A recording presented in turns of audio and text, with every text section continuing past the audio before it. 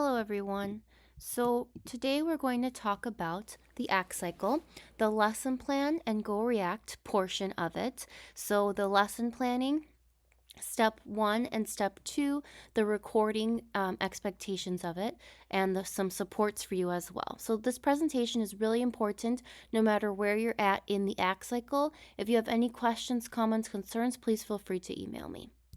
So essentially, what we're doing with the ACT cycle is we're completing all 4 domains of the Danielson framework. What is the Danielson framework? It's a 4-part evaluation system that's used by many school districts as well as NLU during student teaching. It encompasses all the professional dispositions that are the foundation of this education program. Now, why do I need to write such an extensive lesson plan, right? My mentor teacher doesn't do this. I've heard that before from other student candidates.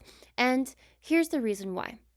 As a teacher, right, you're not going to be sitting and writing an extensive lesson plan for every single subject, right? There's no time for that. I acknowledge that. However, you are evaluated on your ability to be intentional with everything you do and say. These long-form lesson plans are a way to support that. The Danielson framework is also requires that in Domain 1, planning and preparation. So when you're being evaluated by a principal or a school administrator, you're most likely going to need to do one of these long-form plans to show exactly what you're doing and why. So this is why we do it here in the program during the ACT cycle. So any course that you have that has an ACT cycle, you're going to go through the Danielson framework. Domain 1, planning and preparation, where you are creating your lesson plan.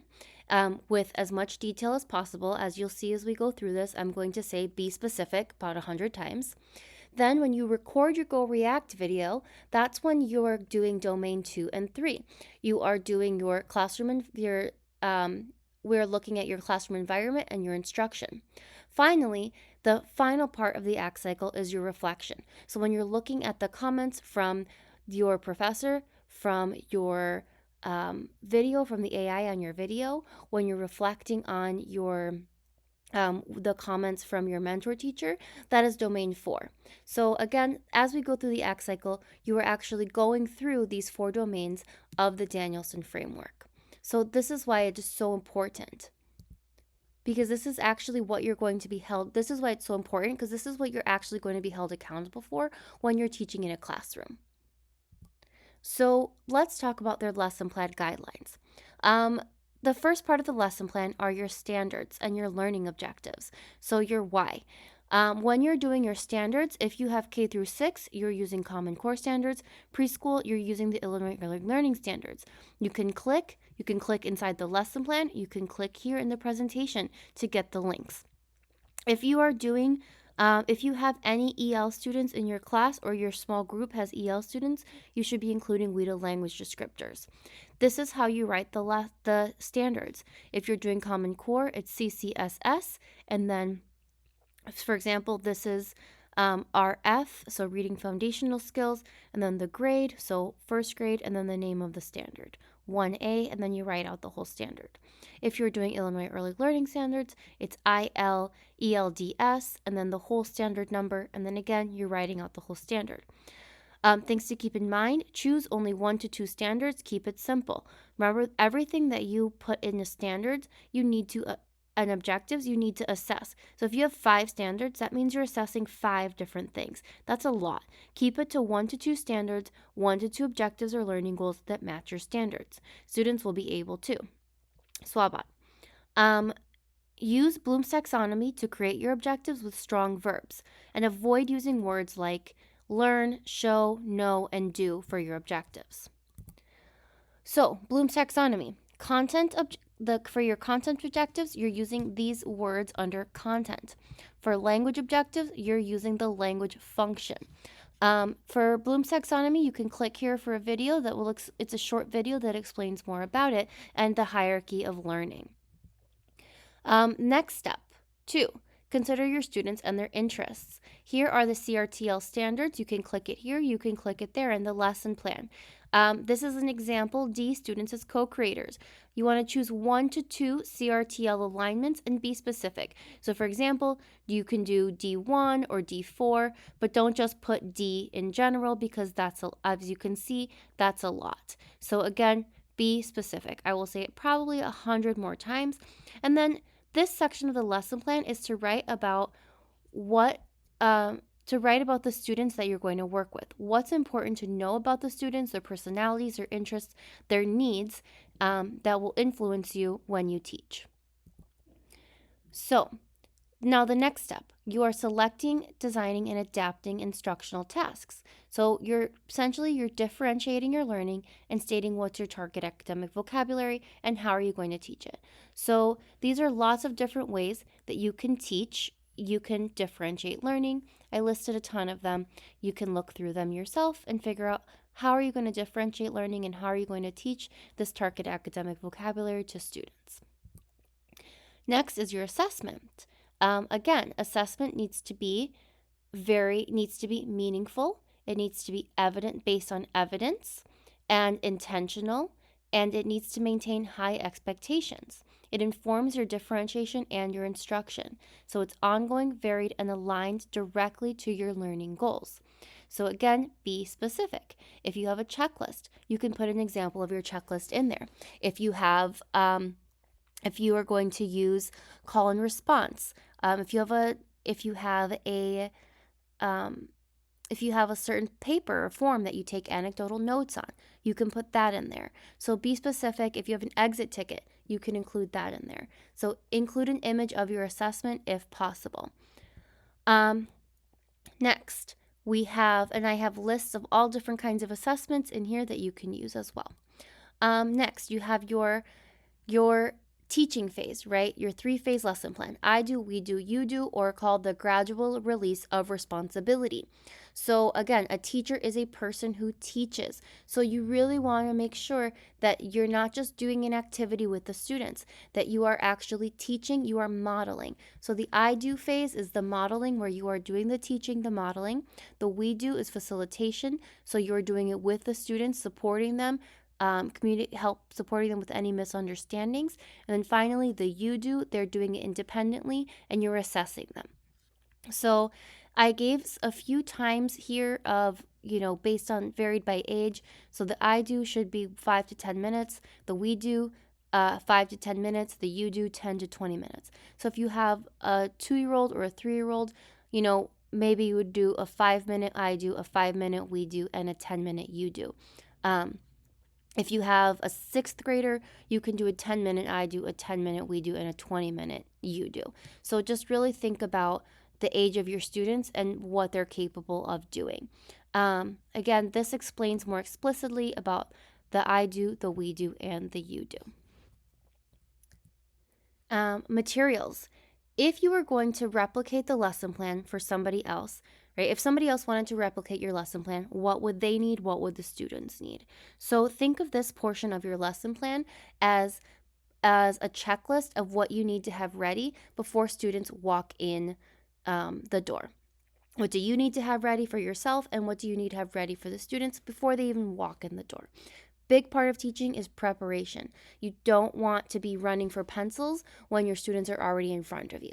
So think about what is everything that you need to get it done. Again, no matter what phase you are in the planning and preparation, no matter what phase you're in the ACT cycle, this can help you. So please take a look at it, whether you are just starting to work on your lesson plan, whether you are revising your lesson plan. Please take a look at this. This is domain 1, planning and preparation. So just to review, what were you doing when we were talking about our designing student assessments? That was here, right? Step 4, design lesson assessments. When we were designing coherent instruction, that was the I do, we do, you do portion. Talking about demonstrating knowledge of our students, that's where your CRTL part came in. So all of this is what you're doing when you are lesson planning and preparation. So please, again, make sure you are going through this. Double check your lesson plan, whether you've already handed it in and you're looking at my comments, or you are in the process of working on it. This can support you. Now, moving on to your GoReact video portion of your ACT cycle. So again, now we're in domain 2, classroom environment, and domain 3, instruction. So your videos are graded on four criteria: respect and rapport, classroom management, feedback and questioning, content explanations, and demonstrations. So that's, again, classroom environment and instruction.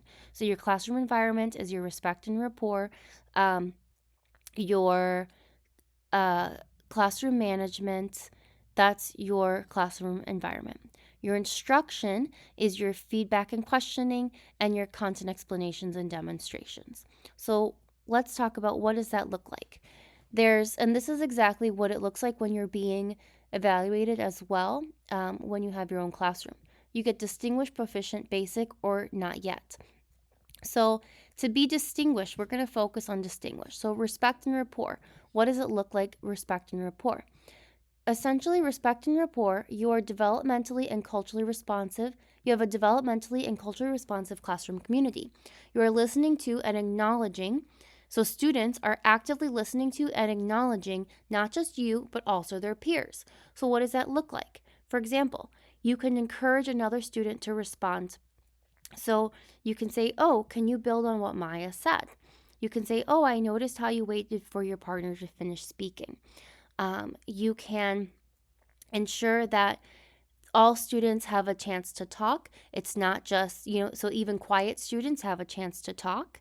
You can use popsicle sticks. You can use a virtual wheel of names, just lots of different ways to make sure that everybody's participating and that everybody is engaged in the conversation. You can use turn and talk. You can do think, pair, share. So it's a lot more student talk and teacher facilitation. Classroom management. Proactive, intentional leadership with real-time decision making for both students and whole group. So you want to have smooth, quick transitions. You want to have clear expectations stated before the activities begin. You want to have your materials prepared and easily accessible. So again, you're not running to get, if you have 5 students in your group, you don't only have 2 pencils. You have high student engagement, minimal downtime. So you're really thinking about, what are you doing in this group to make sure that all students are participating? You're making real-time adjustments, and you have confident leadership and small group differentiation. So for example, if you have a child rolling around, a kindergarten student rolling around on the rug, that happens, right? You're not going to be downgraded on classroom management because of what a child is doing. What happens is, what I'm looking for is what you're doing. So for example, if a child is rolling around on the rug and you're saying, Billy, stop it. Are you supporting with confident leadership or high student engagement? Probably not. If you are singing a song to try to support Billy, if you're using stuff that's, on his IEP to try to support him, if you maybe give him a fidget toy that you think might help him. So trying to set a positive tone for how you can support him, then that's showing proactive, intentional leadership in the classroom, instead of just saying, stop it, sit down, stop it, sit down. Feedback and questioning strategies. So we want to meet all 3 questioning criteria, right? Which is, questions are being asked regularly, you're building on students' ideas, and you're asking open-ended questions to encourage discussion. So for example, instead of saying good job, right, you want to give very specific feedback to students. You also want to ask open-ended questions, and then again, build on their ideas. So you can say, oh, I heard you said this. Why do you think that? Or, oh, Sarah, I heard Maya said SH is 2 letters. Do you agree or disagree with Maya? Why do you agree or disagree with her? So you want to encourage discussion amongst the students and not just one-word responses. So another way to do this would also be to turn and talk or do a think, pair, share as well. And here also thinking about equity of voice. Are you calling on students that are quiet, students, what are you using to make sure that all students are participating? And then content explanations and demonstrations, that's the final criteria. So here we want to make sure that everything is clear, logical, and scaffolded, that you're using that I do, we do, you do approach, you're starting with that explicit modeling, you're teaching it to students, then you're working with them, and then now they're doing it individually and you are assessing them. While they're working independently, and that you have a concrete assessment strategy that I can clearly see that you are using. And then finally, you want to give relatable examples. You want to have clear scaffolds, for example, sentence frames, visuals, hands-on materials for students, and that you're addressing misconceptions in the moment. So overall, this is what a distinguished teacher does. They lead confidently and independently. They're culturally responsive. They differentiate intentionally. They give specific and actionable feedback. You explain and scaffold clearly, and you engage respectful and deep thinking amongst all your students. You're a facilitator, and a guide, not just taking over the conversation. You are supporting the students in having the conversation amongst themselves. So, please, again, if you have any questions, comments, if you need support, no matter where you're at in the ACT cycle, please reach out to me and I will support you.